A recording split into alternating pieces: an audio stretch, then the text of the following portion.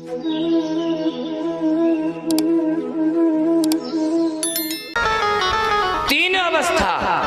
अवस्थाओं में अगर अपने सर को आप ढक लोगे तो आपको कोई भी नहीं बिगाड़ सकता है। कौन कौन सी? जब आपका विवाह न हुआ हो, आपका जब विवाह ना हुआ हो तो सर को किस से ढकना है? ध्यान से सुनना, सर को किस से ढकना है? बाप की इज्जत से।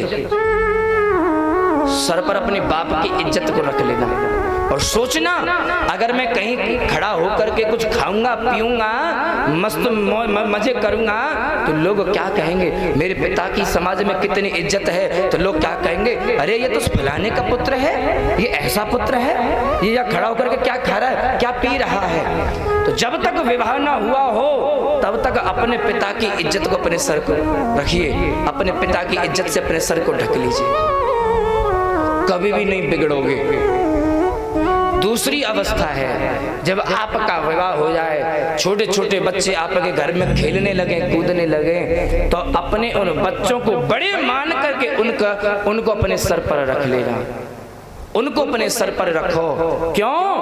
क्योंकि जब उन बच्चों को, छोटे छोटे बच्चों को अपने सर पर रख लोगे तो तुम कोई भी बुरा कार्य करोगे तो 100 बार सोचोगे कि जब मैं अपने घर में जाऊंगा तो मेरे छोटे छोटे बच्चे मुझे क्या कहेंगे, क्या कहेंगे। छोटे छोटे बच्चों को जब मैं समझाऊंगा, अरे क्या गलती कर रहे हो, क्यों गालियां देते हो, क्यों अपशब्द बोलते हो, पढ़ते लिखते क्यों नहीं हो, तो लोग फिर आपको, आपके बच्चे आपसे कहेंगे, हमसे तो तुम इतना कह रहे हो, तुम तो अभी नाली में गिर करके आ रहे हो, हैं नाली में गिरे पड़े थे, हम सब उठा करके लाए थे।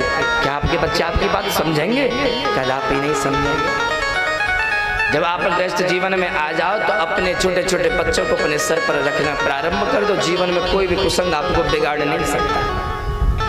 और तीसरी अवस्था है वृद्धावस्था, जब छोटे छोटे बच्चे नाती पोते आपके घर में खेलने लगे। व्यक्ति दो अवस्थाओं में ज्यादा बिगड़ता है, एक तो बाल्यकाल में जब 13, 14, 15 वर्ष का होता है, और एक वृद्धावस्था में सोचता है अब तुम्हारे नाती पोते हो गए, अब हमें कौन रोकेगा? कोई नहीं रोकेगा, हमें रोकने वाला है कोई? जो मन में आए सो करेंगे।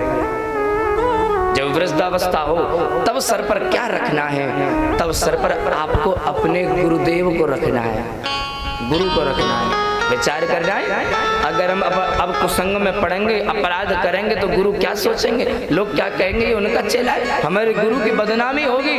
लोग गुरु को क्या कहेंगे? महाराज ऐसे तुम्हारे शिष्य हो गए, ऐसे शिष्यों को तुमने दीक्षा दी थी। तीन अवस्थाओं में हमेशा सर को ढक करके रखिए, कोई नहीं बिगाड़ सकता है। जितने गुण एक साधु में परमात्मा देते हैं, जितने अवगुण एक साधु में परमात्मा देते हैं, उतने ही एक अवगुणी व्यक्ति में गुण और अवगुण भगवान प्रदान करते हैं। भगवान के यहाँ पर सबकी समानता है, भगवान किसी में ज्यादा गुण ज्यादा अवगुण नहीं देते, सबको समान देते हैं। बस कारण क्या है? कारण केवल संग का है। साधुओं में जितने गुण होते हैं उतने ही गुण एक दुर्गुणी व्यक्ति में होते हैं, परंतु साधु के अंदर इतने गुण कैसे होते हैं महाराज? क्यों? क्योंकि इसकी संगति का प्रभाव है। इसने अच्छे लोगों की संगति करी, उसी का फल ये है कि इसने अपने अवगुणों के कमरे को बंद कर दिया है और अपने सद्गुण के कमरों को खोल दिया है। और दुर्गुणी लोग दुर्गुण क्यों होते हैं? कि महाराज उन्होंने कुसंग के कारण अपने अच्छे विचारों का, अपने सद्गुणों का कमरा बंद कर दिया है और अवगुणों का कमरा खोल दिया है। प्रत्येक बीज हमारे अंदर विराजमान है, गुणों का बीज हमारे अंदर विद्यमान है, अवगुणों का बीज हमारे अंदर विद्यमान है। बस केवल फर्क है तो केवल मौसम का, फर्क है तो केवल हमारे संग का। आप लोग विचार करिएगा, जब ठंडों का समय होता है, जनवरी, फरवरी, मार्च, अप्रैल का जब समय होता है, तो खेतों में एक घास होती जिसको कहते हैं बिशकपरा, है ना? और एक को कहते हैं बथुआ, है? जो ये जो बिशकपरा होता है ये आपको तब नहीं मिलेगा, लेकिन जैसे ही महाराज जैसे गंगा दशहरा का आसपास का जब समय आता है तो खेतों में अपने आप वो बिशकपरा निकलने लगता है। क्यों? क्योंकि धरती में तो बीज पहले से ही पड़ा हुआ था, बस इंतजार था केवल बरसात का।